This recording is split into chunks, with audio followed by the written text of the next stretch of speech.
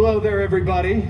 Hello. I see that hardly any of you left, so wonderful that you were so willing to stick around. There are other things to do in the park, just so you know. Never. Well, thank you. It's so good to see you, too.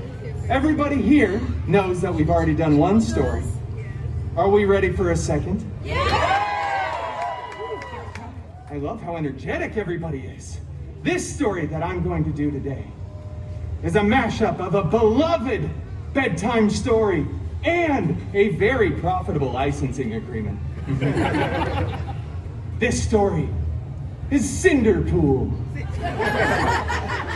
Yeah, I'm glad you think that's funny, kid. Let's see. I did this one. There's a doodle in here somewhere. Oh, right there. It's me and Wolvie. It's so cute. Once upon a time. They told me I had to do it every time, so we're just all gonna say it together, okay? On three. 1, 2, 3. Once upon a time. I said together. You were way off. Nobody was very good at that. Upon a time, once, CinderPool lived in an enchanted mansion with her step professor and her step mutants. The biggest step mutant, Colossus, was very bossy, was always making up silly rules like, don't put your initials on other people's leftovers in the fridge, put the toilet seat back down, and for the love of Feige, stop hanging your underwear from the ceiling fan. What is wrong with you?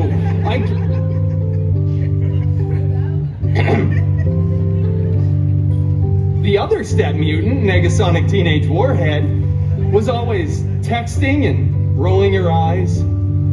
She was so Gen Z. Both of these step mutants were very jealous because CinderPool had a much, much larger fan base. Yeah, you can tell. Nobody showed up for Colossus. One day, an expendable non-union extra went running in front of the mansion grounds screaming. King Thanos was planning the biggest battle of Phase 3, which we all know is the last important phase. Yeah.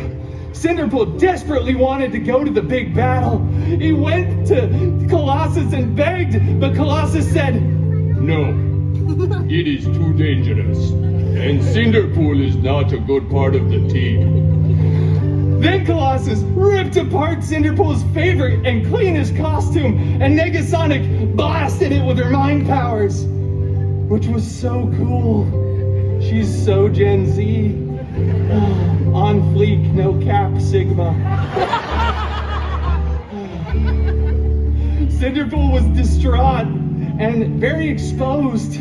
He was crying, stumbling out onto the mansion grounds for dramatic effect. But suddenly, he saw in the air what began to form was a sparkle circle. It grew bigger and bigger, and out of that sparkle circle stepped CinderPool's fairy god mutant. Go through the, okay, there we go. Oh, fairy god mutant Wolverine! I desperately want to go to the big battle, but my step mutants destroyed my costume. Shut up. He said lovingly. What? In the story, my costume's destroyed and I can't go to the battle without it. Nobody cares about your costume. Well, get another one. Stop whining. With that sage life advice, CinderPool ran to the wardrobe department and grabbed a new costume from Stunts because they're always cleaner and more flexible. Thanks, Doug. And then he went back to his fairy god mutant and said, "Let's go!" And away they went to the battle. CinderPool was late because he stopped at 7-Eleven for chimichangas, but they don't sell chimichangas there anymore, so he had to go to 3 other gas stations and eventually just gave up. And he showed up to the battle and the Avengers were winning. Captain America looked so cool. He looked around for his fairy god mutant Wolverine, who was... I'm going to Pims.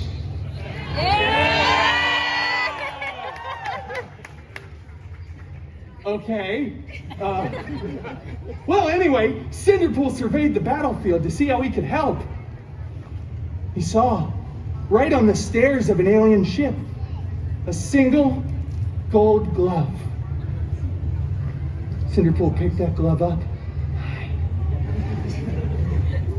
and said, "I wonder if this fits," and put that glove on.